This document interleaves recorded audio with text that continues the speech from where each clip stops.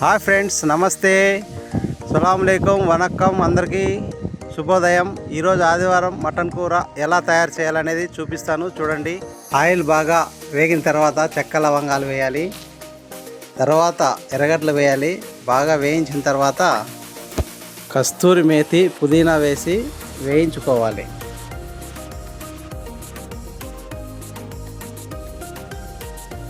తరిగిన టమోటాలు, అల్లం, వెల్లుల్లి, కొత్తిమీర పేస్టు, ధనియాల పొడి, తగినంత కారం వేసి బాగా వేయించాలి.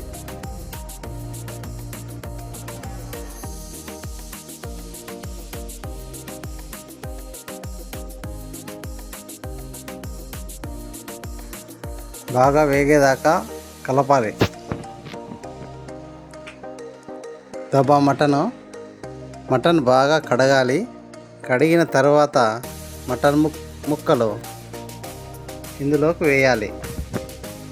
తగినంత ఉప్పు, పసుపు వేయాలి. మసాలా ముక్కలు అన్నింటికి బాగా పట్టేలా కలపాలి.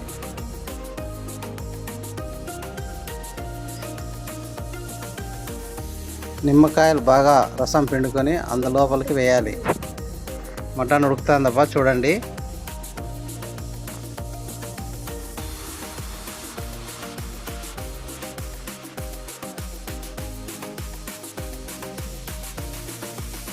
మటన్ ఉడికిందో లేదో చూస్తున్నాను.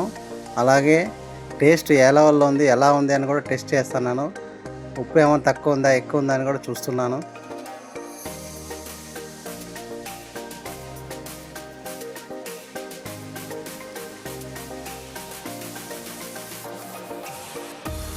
ఉప్పు అయితే సరిపోయింది, బాగుంది.